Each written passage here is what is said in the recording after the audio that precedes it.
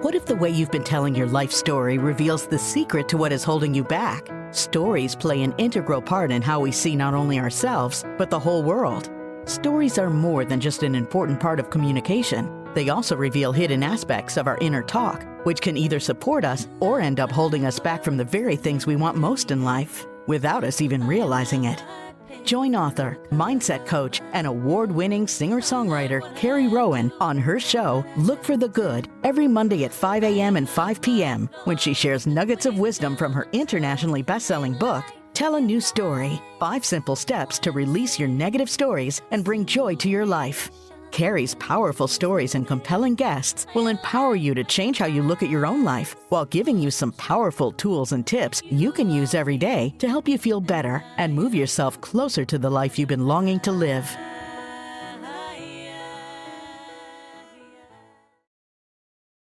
Hello, everybody, and welcome to Look for the Good. I'm your host, Carrie Rowan, on syndicated Dream Vision 7 radio network every Monday at 5 a.m. and 5 p.m. You can listen online on your mobile device, in your car, or ask Alexa to play Dream Vision 7 radio. And to learn more and for a full schedule, go to dreamvision7radio.com for more and evolve with us as we unite humankind with universal love. Hello, everybody, and thank you so much for tuning in. Super excited to introduce our special guest up in a second to you. And as we do every week here on Look for the Good, we find reasons to feel good about our lives because it is so easy to find reasons to feel bad about your life, right? We can always look for what's wrong because that is how our brains are so beautifully predisposed to keep us safe.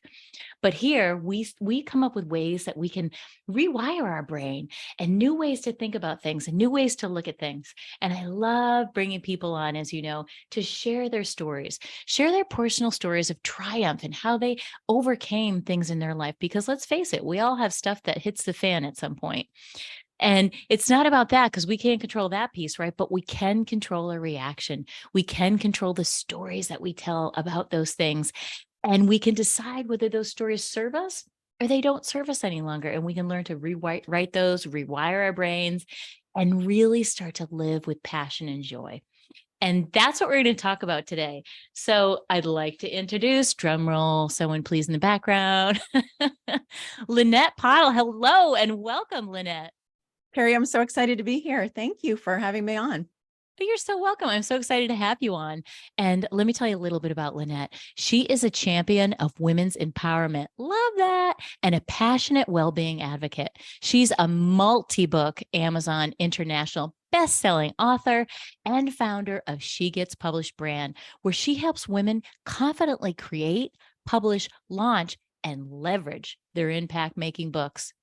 And here's a really cute little random fun fact that I love because, you know, I have a fun little title. So Lanette was for, I think, about 6 years, she was fondly referred to as the Positivity Lady. Isn't that cool? So welcome, Lanette, Positivity Lady. We're so happy to have you on. Thank you for that. Thank you. Absolutely. I love your history. You and I know each other from a mastermind that we're in together. I love the work you do. You have your own podcast, right? Tell us a little bit about your podcast. Yes, She Gets Published. The podcast is really for that indie author, aspiring author, and we cover everything from beginning to end and more with the book. A lot of times people think that once the book is launched, that's the end. It's really just the beginning. So we dig in deep to what happens after you've written your book and published it. I love that because as an author, I can speak to the fact that that is really where the magic happens. Yes. And we get so wrapped up in our idea and launching and all that is important. And the process is so magical and can be magical if you just let go and get into it, right? But we don't spend as much time planning what happens afterwards. It's so true. and it's universal because it takes a lot of energy to write a book. It takes a lot of energy to launch a book well. And so it's really common that we don't give as much thought to like, oh, right, there's still work to be done. The work never really ends. And there's a way to make that process joyful as well, to tap into what you were saying earlier, because it can feel heavy and like, oh gosh, I don't want to talk about this anymore. People are going to be tired of me. But that's not true. That is a Mhm. story that we tell ourselves, that we can choose something different and bring the joy to what was it in the first place that drew us to want to write about this topic, to write the book, and how can we serve that mission and the message of the book to get it into the hands of the people that need it. I love that. And it is about keeping that momentum going, right? Because there's so much excitement and momentum in the beginning, and then you're stepping into all the steps along the way, right, of writing that book.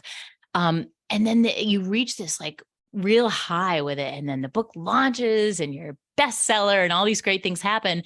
And then all of a sudden, if you don't pay attention, I feel like that momentum starts to really die down. If you don't have a plan already in place for after launch, you can go down quickly if you're not watching that. Yes, absolutely. It can be a very rapid descent. And one of the things that I work with my authors on is we do build in with launch. There's like recovery days after launch because it does take a lot of energy. There's a lot of excitement. So we build in those recovery days, but we already have that first 90-day plan of what's happening after launch so that we can really maximize on that momentum that builds. I love that. I love that because I wish I had that 90-day plan for my book. So, speaking from experience, it's so important, but it's really kind of like a lot of things in life. I feel like with that flow, like it's like all the excitement before you have a baby, but nobody really spends a lot of time talking about what happens after. Right? Like, wait a second. You said this was so fun and joyful. Like, what do I do now? Right. And you've got the next 25 years to figure it out. So it's kind of like that because anything creative, I feel like is like birthing a child. It's birthing our little baby. That book is our little baby, and for me, making 4 CDs before I made my book, each one of them was a baby and I fell in love with for its own reason. So yeah, being brave enough to step up and launch that into the world, I think is the first part of the equation, right? Yeah, and it's a vulnerable process as well. And you think about that using, the comparison to a baby. You want everyone to think that your baby is beautiful, right? And we also want people to love our book, and we can hold some energy around, what are people going to think? It's very vulnerable to share your work with the world, and that takes energy as well to manage that. Absolutely, absolutely.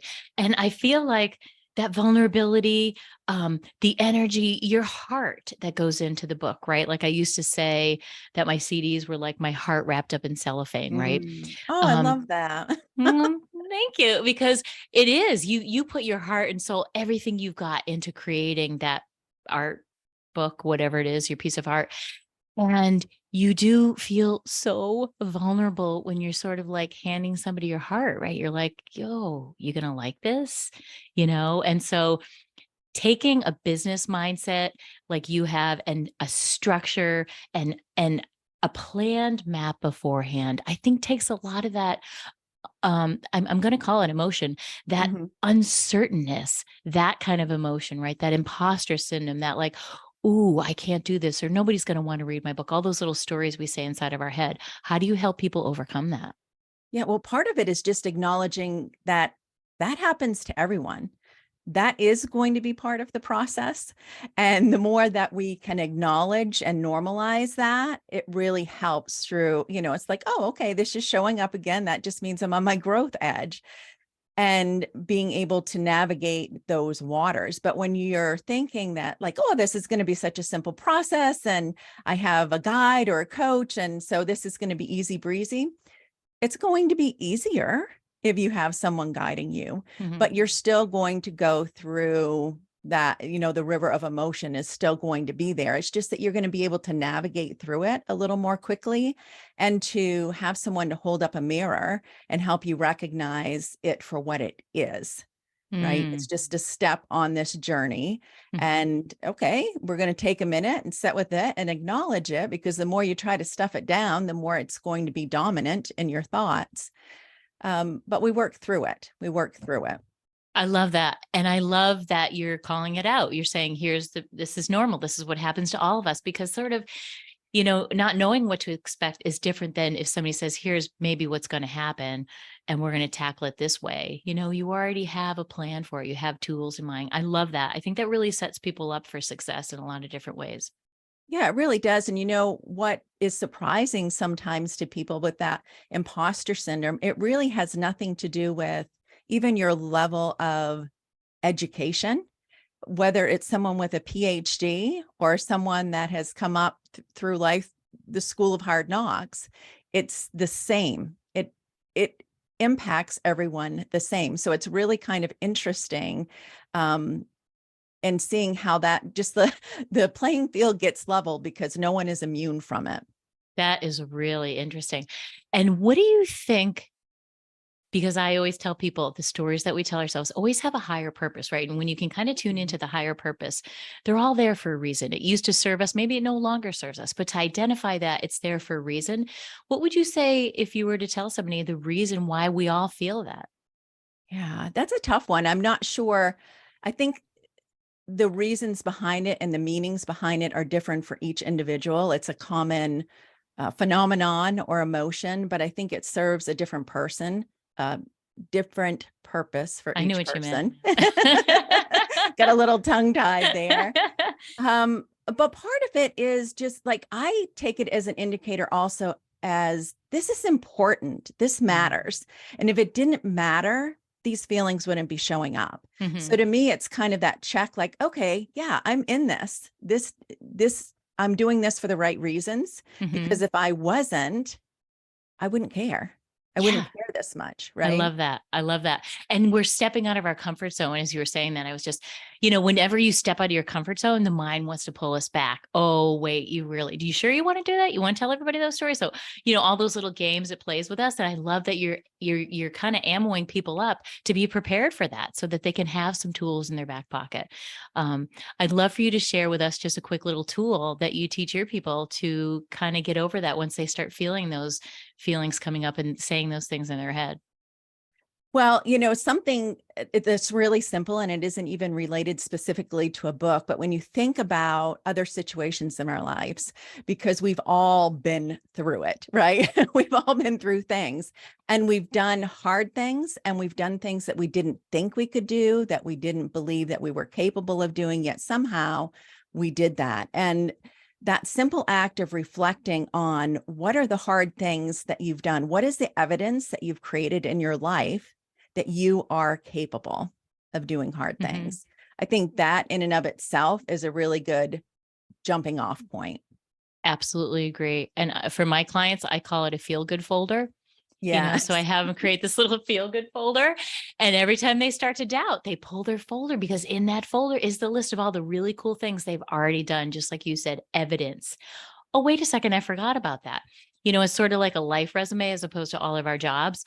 Oh, that time I got over that big heartbreak, or oh, that time I won this award. It can be good, and it can also just be something that we got through, like you just said. So we got through hard times before, and we can say to ourselves, "Hey, I know I can do this again." I love that. I really love that. That's really fabulous.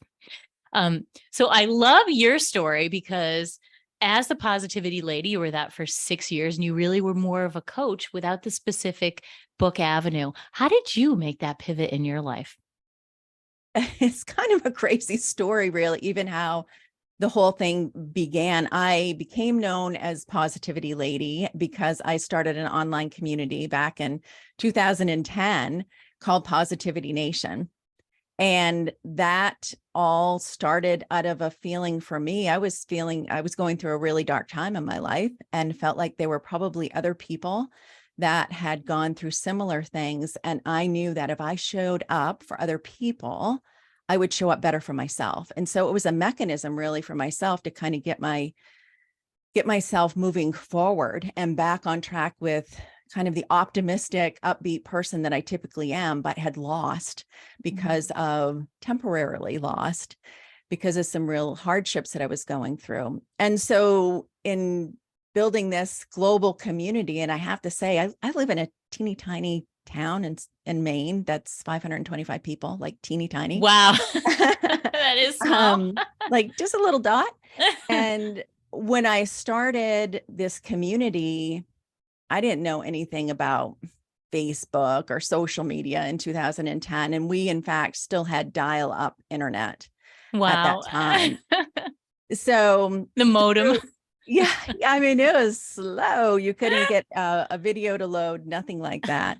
But it was one of those things where I had no clue what I was doing, yet I was doing it anyway, Mhm. and was finding a lot of satisfaction in being able to support other people, and how it was buoying my self-esteem, my confidence, my purpose. And through that is how I got to be known as Positivity Lady. But when I got to, it was about 2016, going into 2016, I felt like I needed to pivot. It felt as though the persona of Positivity Lady became a box, and it felt very stifling, and that I couldn't serve in the higher purpose that I felt called within that box. Now, it doesn't mean I gave up on the thought of positivity. I'm very much positive thinking, believe in positive psychology and all of those things, but I felt like I needed to let that go as far as being the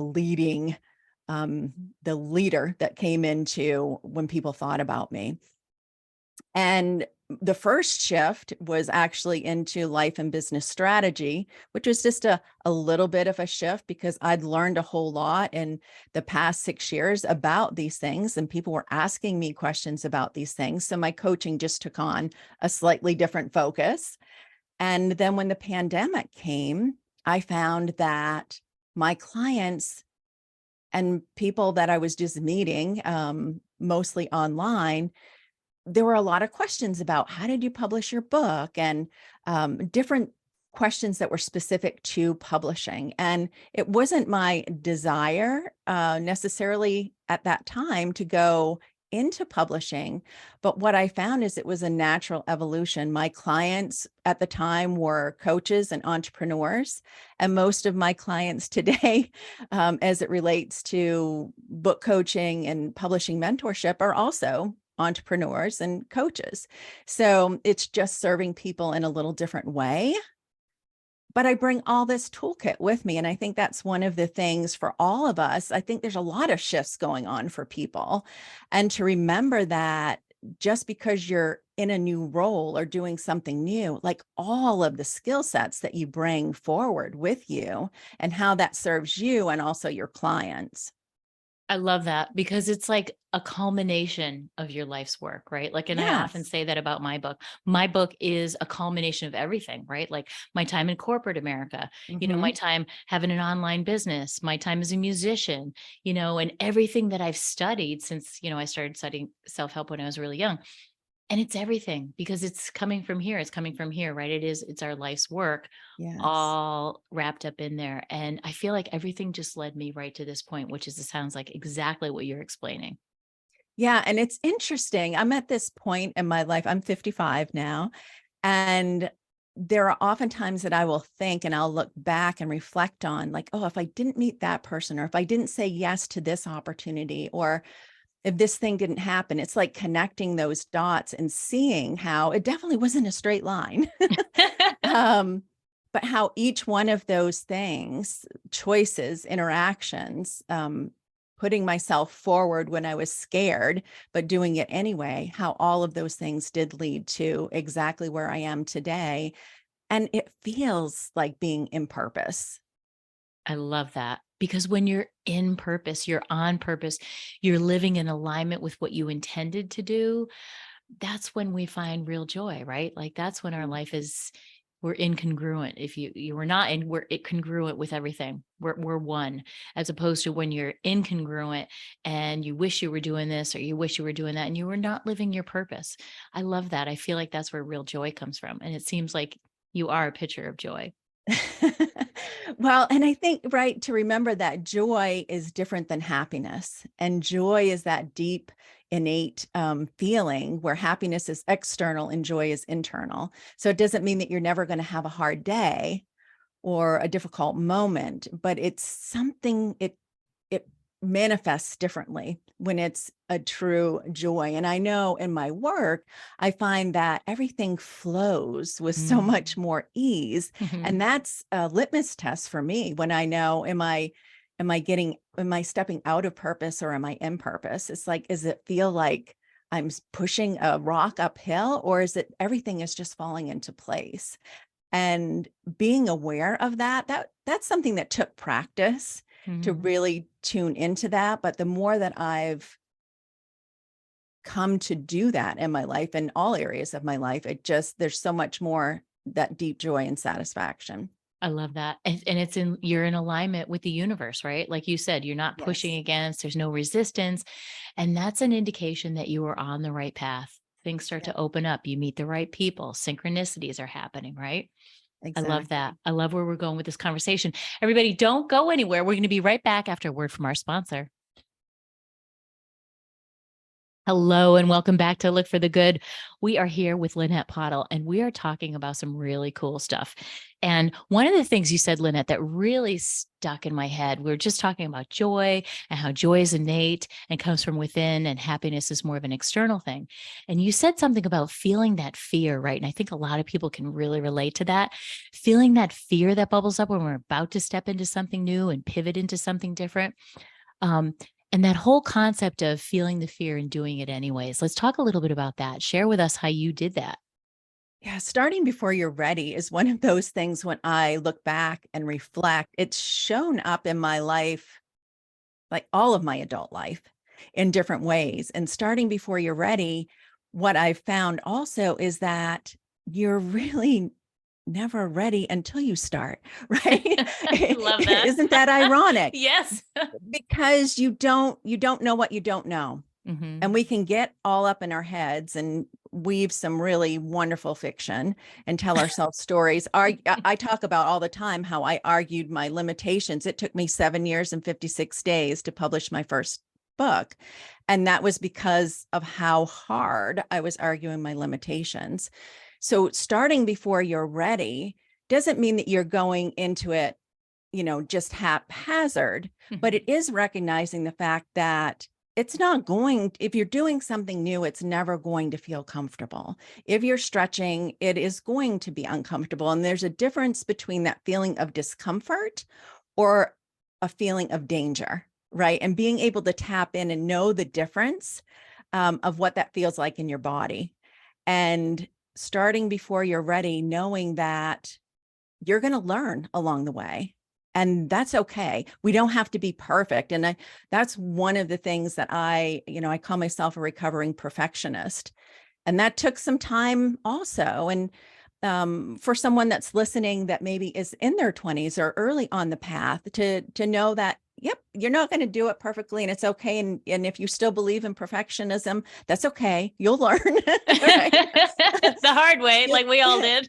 like we all did. Or if you're Uh-huh. someone listening and then you're at this age and stage where you're starting to reflect, I think it doesn't necessarily mean that it goes away. It takes work. I've been doing, like personal development, self-help work for decades to get here. It doesn't happen accidentally.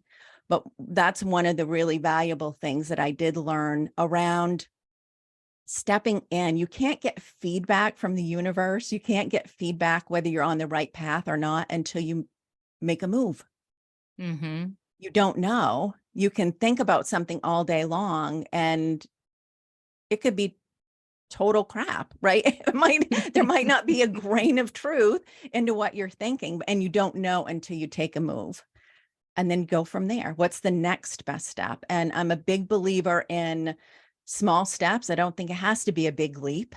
There's a lot of talk about taking the big leap, and there may be times when that's a good choice, but it's not a good choice for everyone.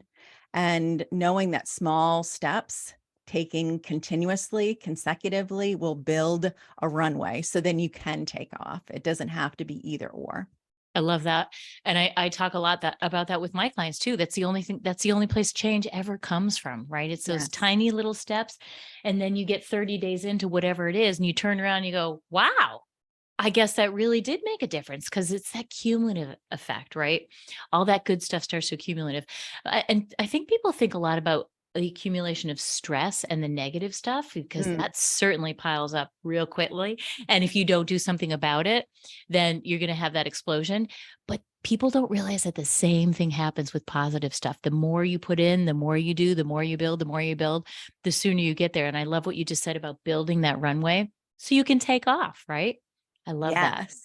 So, And it's so funny talking about the little things and the negative. I think about that often. It's like we give so much power to the little thing when we talk about the straw that breaks the camel's back, right? mhm. That's like, oh, okay, that was just it. That was the final straw. Right. Well, if we can assign that much power to that one thing in the negative, why can't we flip the script and do the same thing in the positive? So yes, thanks for bringing that up. I love that. I flip the script. We talk about that all the time, right? It's just that little story. It's that one little belief that you keep saying.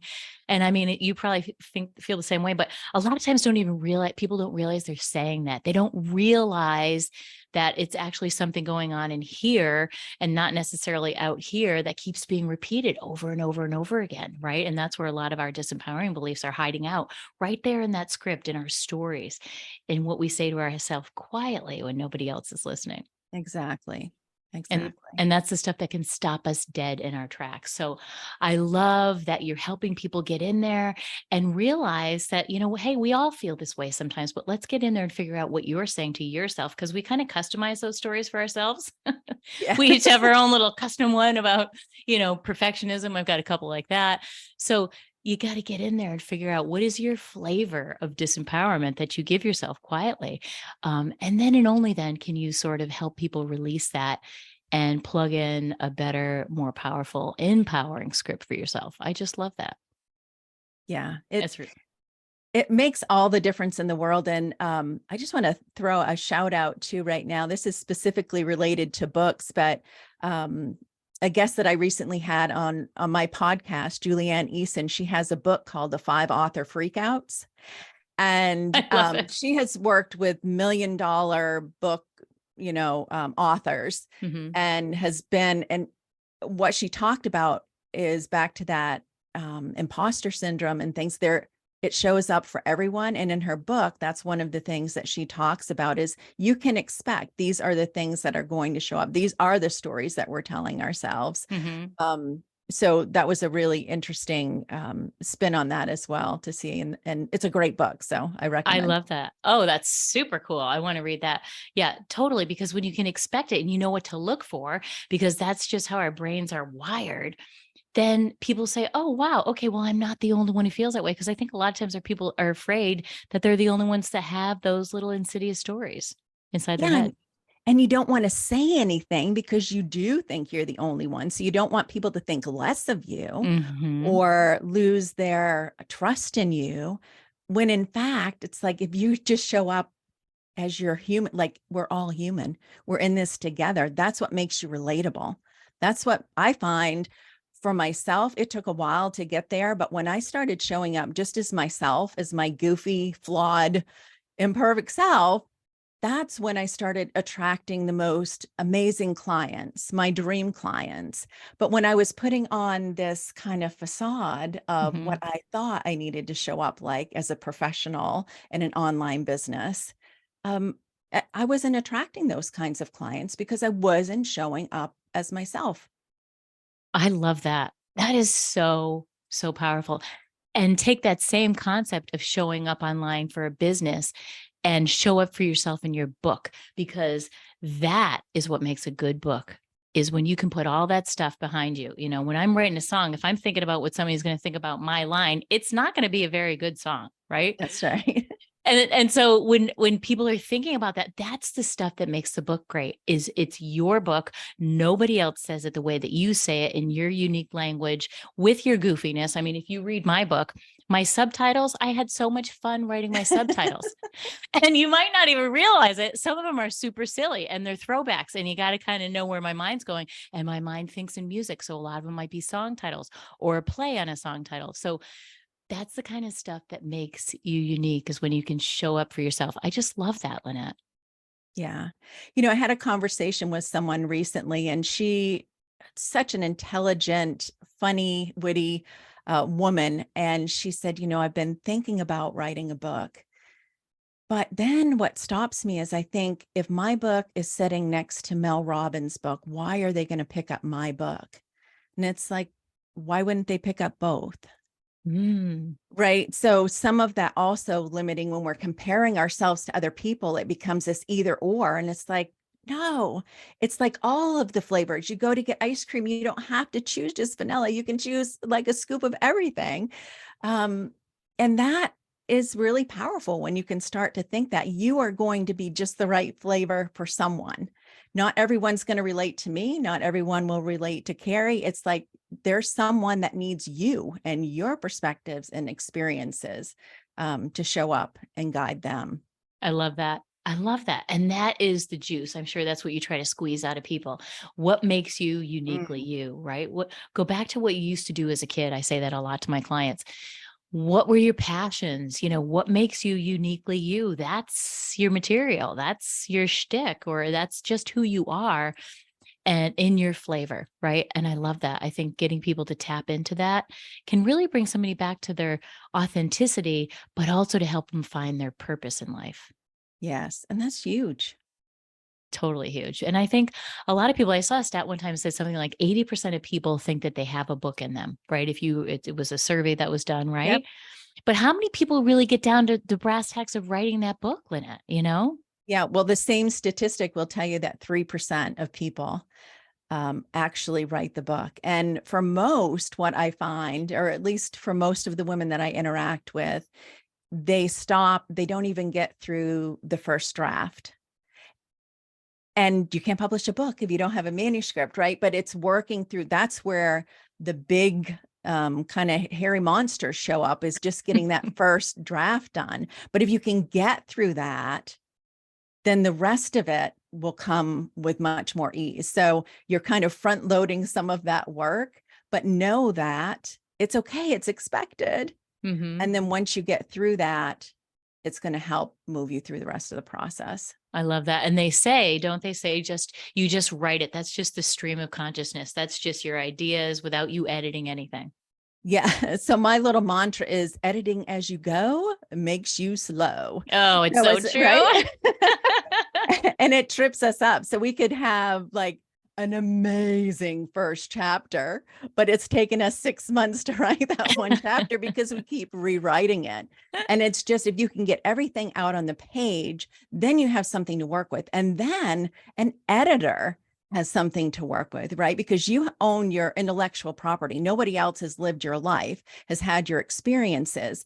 And once you get that down on paper, and once once you go through the refining process, if you hand it off to an editor, they're going to bring the sparkle and shine out. That's their zone of genius. Your zone of genius is your experience and getting it down just in whatever form you can. Mm-hmm. And then being coachable enough and open enough to feedback to be able to work with someone to help you just elevate your message and elevate your words. I love that. I love that. And it's so true. And it's just that first part. It's the first step of anything, right? It's the hardest. You stop going to the gym. The hardest thing is to start going again, right? It's that same thing. It's Yes. just diving in and just continuing to, and also I feel like time management too is a big piece of that. Making time to write your book, making time to do whatever it is, whether that's self-care, which I think writing is self-care. A huge part of self-care for me anyways. And putting it in your schedule to actually get it done. Yeah. And not only just like from the time management, I really see it also as an energy management piece. When being aware of when are you your most creative self, Mm-hmm. is for me, that's in the evening. I wish it wasn't, but it is. So if I try to work against that, it's just going to take 10 times longer to accomplish something. Many of my clients, it's first thing in the morning, and that's how they start their day, with the writing. But it's knowing what works for you. There's no one size fits all. I think that's the biggest message I think I would send to anyone that's even considering writing a book or doing anything. Let's face it. There's Mm-hmm. no, like, you hear all the time about 5 steps to do this or blueprints, and that's all great. That's great for marketing. But at the heart of it is there is no one size fits all. It's knowing yourself and what works for you. If working one day a week and having a full day of writing works for you, awesome. Do that. If having an hour a day works for you and it's in the evening after the kids have gone to bed, awesome. Commit to it and do that. It's finding what works for you. What works for me isn't going to be the solution for anyone That is so necessarily, other true. than myself. I love that because you can apply that to everything. Hey, stay tuned. I know you guys are listening to everything Lanette's saying or hanging on her every word. So don't go anywhere. We'll be right back after this message from our sponsor. Hello, welcome back to Look for the Good. I know you're waiting to get back into that conversation with Lanette because it was really, really cool and intense. And we came up with, this discussion about Lanette was saying a one size fits all. There's no one size fits all for anything, whether it's business, writing a book, self-help, personal development, right? And that's the biggest piece is figuring out what works for you and knowing yourself, right? I can tell people to meditate all day long, but that might not be their thing.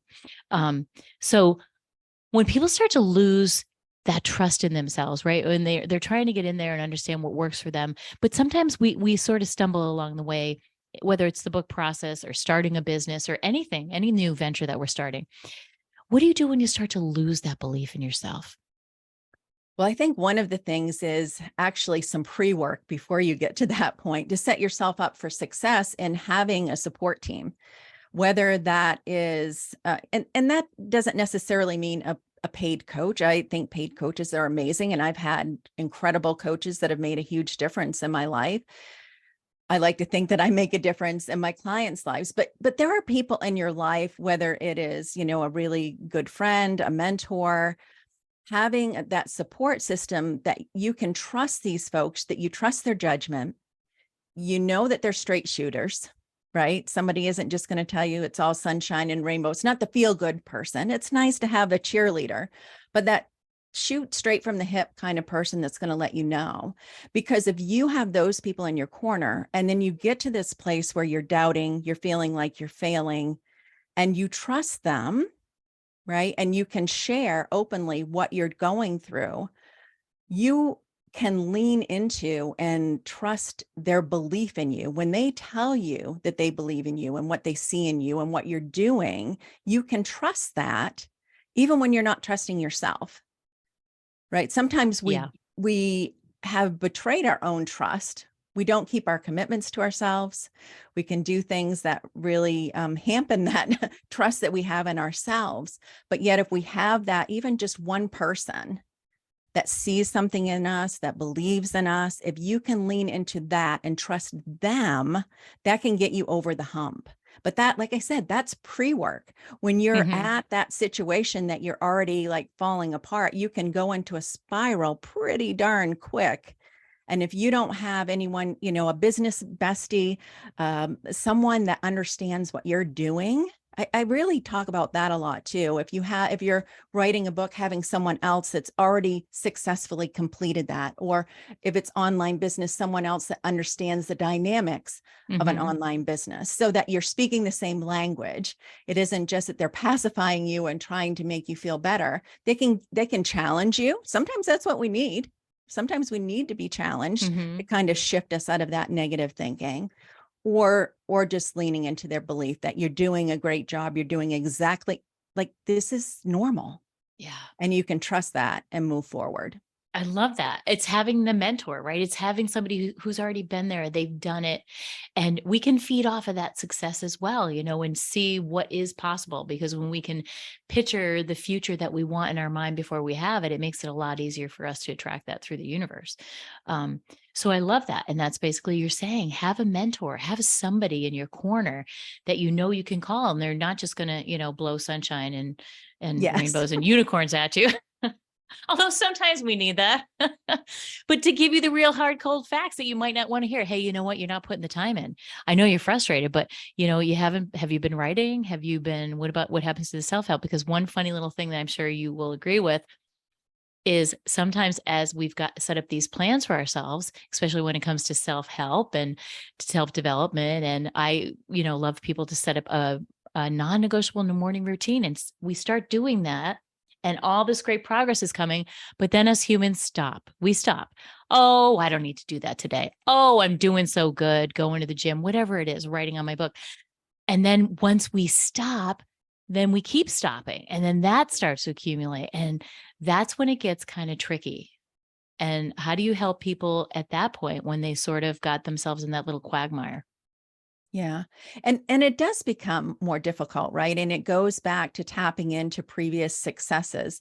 And another kind of a pre-work type of thing, anytime that I'm working with someone with a book project, the very first thing we're doing is visioning about, getting really clear and anchoring into why does it matter to them? What is it that they see? What is it that they want to accomplish by publishing the book? And having that anchor to go back to, being connected to the reason for why it even matters, Mm-hmm. like to have that as a conversation to go back to, well, what's changed, right? And sometimes that's how you have to approach it. Maybe it has changed, and Mm-hmm. let's not diminish that. But if it has, let's get really clear, because this is what you were talking about 3 months ago when we got started. What's changed? And most often what they're going to realize is it's nothing's changed. It's fear has shown up. Judgment, self-judgment, all of these things are starting to show up. But really, when they get anchored back in, it's like, yes, that's still important. And it's just about getting refocused. We need that little tune-up along the way. Mm-hmm. I love it. The little tune up. And I love your concept of the pre-work, because when you do it's like setting the stage, right? When you're doing that pre-work, then everything else just comes easier. And then you can always draw people back in, because that why is always got to be so big and so powerful, right? Because my why, just like we talked about before, customizing it is going to be different than your why. 100%, 100%. And so when people can really tap into the why in anything in life, why do you want that? Why do you want that goal? It's really the intention behind everything. And that's what drives everything, is that why. So I think that's a really, really big, powerful piece of why people might want to write a book. Yeah. And it really can't be stated enough. All of these seemingly little things, all of the pre-work, those are the things that get skipped over, get glazed over, because it's like, oh, I just want to get to work. I just Mhm. want to do this. I just want to get writing. I just want to have 50,000 words. Well, you can have 50,000 words that don't turn into a book, right? Because you don't know Yeah. where you're going. There's like a whole lot of things you need to do before you start that.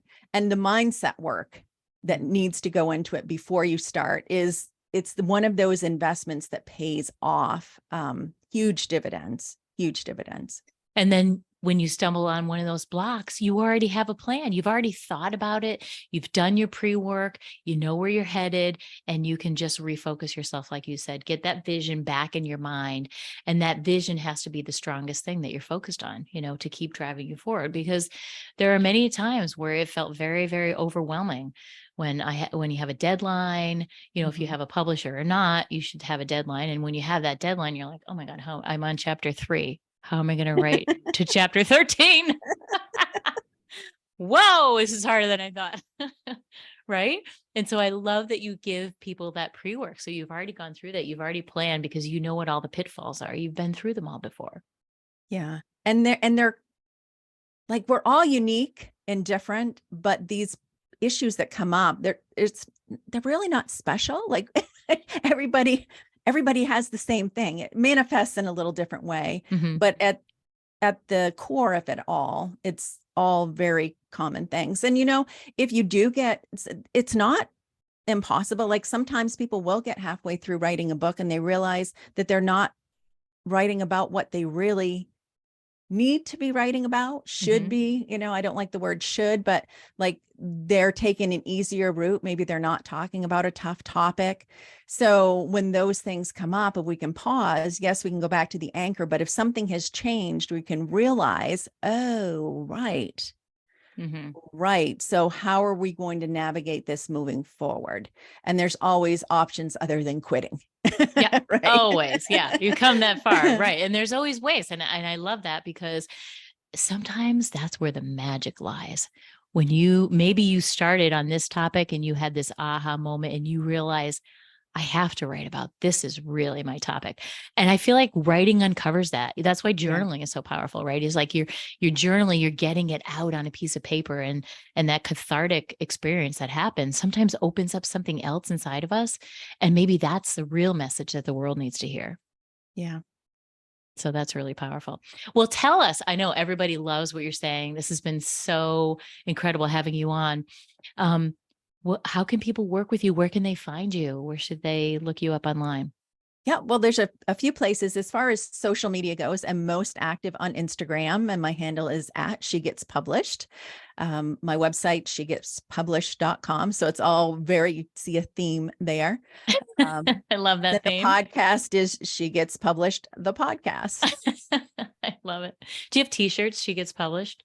The I t-shirt? don't yet. I don't have any merch, but I've been thinking about it. You should. It's totally adorable. I love that. I love that. So you can find her at shegetspublished.com and on Instagram. You heard all those things. And I will have that in the show notes. So go to dreamvision7radio.com or my website at carrierowan.com. And I love it because we didn't have to spell anything on radio a lot. We spell things. Right. She Gets Published. We don't have to spell a thing. So that's easy. And thank you everybody for tuning in. And thank you so much, Lanette, for coming on and sharing this incredible wisdom with us today. It was a total joy to be here. Thank you, Carrie. Thank you so much. And remember, everybody, it's never too late to live your best story. Be well.